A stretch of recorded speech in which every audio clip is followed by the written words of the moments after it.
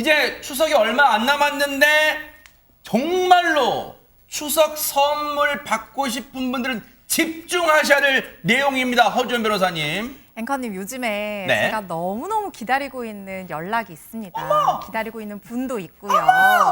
이분이 오셨다 하면은 막 바로 문 앞에 달려나가가지고 혹시 드디어 소중한 분을 만난 거예요? 누가 생겼어요? 그랬으면 좋겠는데요. 네. 그분보다 때로는 더 기다려지는 어머! 분이에요. 바로 택배기사님이에요. 근데 네. 물건 시켜놓고 기다리면은 택배기사님만큼 반가운 소식도 없잖아요. 아하, 아마 그러네요. 저만 그런 건 아닐 것 같은데요. 네. 근데 만약에요, 기사님께서 문자를 보냈어요. 아하. 택배 주소가 잘못돼서 지금 배송이 안 되고 있는데 주소 변경해주세요. 이렇게 문자가 저렇게 온 거예요. 네. 그러면 어떻게 해야 될까요? 어허, 주소가 불안이라니까 내 주소 잘못될 리가 없는데 그래서 다시 한번 확인차 자기 집 주소를 정확히 찍겠죠? 어떻습니까? 김현주 평론가님 어떻습니까? 근데 이 문자, 특히 택배 관련된 문자가 왔을 때 그것을 그 주소를 입력한다든지 네. 어떤 추가적인 행동을 급히 하시면 절대 안 됩니다. 왜요? 그러니까 어떤 링크가 왔을 때 이제 그걸 클릭한다거나 네. 혹은 내 정보를 입력하다거나 네. 아니면 무슨 돈을 보낸다거나 이런 것은 절대 하시면 안 되는 게 지금 현재 경찰청하고 과기부하고 금융위원회에서 지금 추석을 앞두고 있지 않습니까? 네. 요즘에 소소한 이제 택배들 또 추석 선물들이 많이 오고 있습니다. 네. 이 시기를 겨냥해서 택배 배송 이런 것들을 사칭한 소위 이야기하는 스미싱이라고 하죠. 그러니까 보이스피싱은 전화를 해서 하는 거고 SMS 그러니까 문자를 통해서 피싱을 하는 경우는 스미싱이라고 하는데 이런 거를 추가적으로 무슨 클릭을 한다거나 링크를 건드린다거나 이렇게 하시면 이 자체가 내 폰에다가 악성 앱을 설치하게 됨으로써 나중에 이제 큰 피해를 입을 수 있는 이런 것들이 되기 때문에 특히 요즘에 해서는 특히 택배 관련이나 추석 선물이라고 하더라도 급히 서두르시기 전에 한 번 더 살펴보시는 것이 꼭 필요하겠습니다.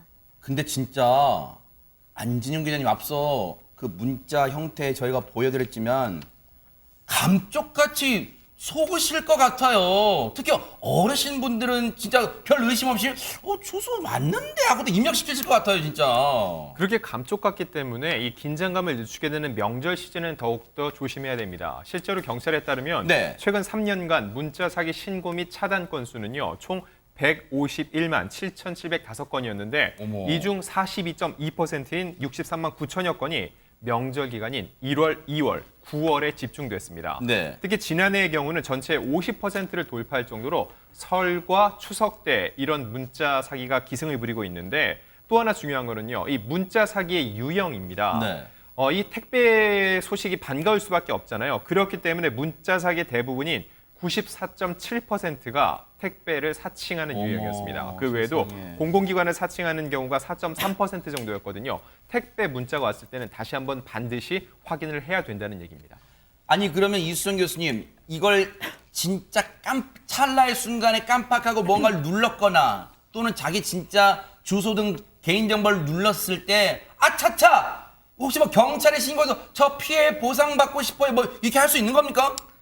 그렇게 할 수 있으면 참 좋겠지만 사실은 이 보상받기가 무지하게 어렵습니다. 그래요? 결국은 이게 사실은 이 주소 자체가 네. 어디에 명확하게 확정자가 있고 그래서 이게 수사 가능한 이런 이제 주소들이 아니고 그야말로 VPN으로 해외로 이렇게 돌아다니는 거의 해적 그 주소들이기 때문에 네. 사실은 경찰에서도 그 주소를 다 추적해가지고 네. 범인을 검거한 이후에 피해 보상을 이제 받게 하거나 이러기는 무지하게 어렵습니다. 네. 더군다나 이게 앱을 까는 순간에 그 휴대폰 안에 저장돼 있던 모든 나의 개인 정보가 전부 다 유출될 수도 있기 때문에 일단 유출되고 나면은 사실은 다시 복구하기는 매우 어렵죠. 하하. 그렇기 때문에 지금 네. 클릭을 안 하는 수밖에는 지금 별다른 방법이 없는 거 아니냐 이런 네. 이제 경각심을 좀 가질 필요가 있겠습니다. 네.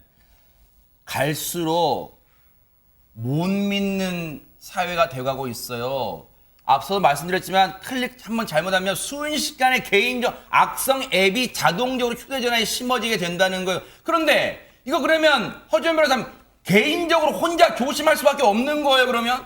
결국에는 개인적으로 조심하는 것이 제일 좋은 방법일 것 같아요. 하하. 정부가 구체적으로 안전 수칙을 제시를 했는데요. 네. 제가 설명을 드리겠습니다. 네. 택배 조회라든가 명절 인사 또 이게 예매권 같은 거 증정한다 이런 네. 문자에 포함된 출처가 불명확한 인터넷 주소 URL이 있어요. 네. 영어라 숫자로 이렇게 길게 돼 있는 건데 그런 거나 전화번호를 절대로 클릭하시면 안 되고요. 네. 또 출처를 알 수 없는 앱은 함부로 설치되지 않도록 스마트폰 보안 설정을 좀 강화를 해주셔야 됩니다. 네. 그리고 다운로드 받은 문자의 링크를 통해서 이거를 설치를 하지 마시고 네. 공인된 열린 시장이 있는데 네. 거기를 통해서 설치를 하셔야 되고 백신 프로그램은 또 설치를 해주시는 게 좋아요. 근데 네. 이거를 함부로 설치하지 마시고 네. 이 자식이나 이 어르신분들 같은 경우에는 아니면은 이 대리점 같은 데 도움을 받으시는 게 좋고요. 네. 또 혹시라도 신분증이나 개인정보, 금융정보 요구하는 경우엔 절대로 입력하거나 알려주지 마시고 네. 이거를 요구를 할 때는 전화나 영상통화로 상대방을 반드시 확인을 아하. 하시는 것이 좋습니다. 너무너무 어처구니 없는 일이다 보니까 우리 허주연 변호사님 목이 메고 있어요. 지금 어떻게 이런 어처구니 없는 일이 지금 백주에 일어날 수 있는가? 그래서 지금 분노를 하고 있으니까요. 여러분도 꼭 조심하시기 바랍니다. 정체불명의 문자는 뭐다? 절대로 눌러서는 안 된다. 그런 것만 명심하시면 될 것 같습니다.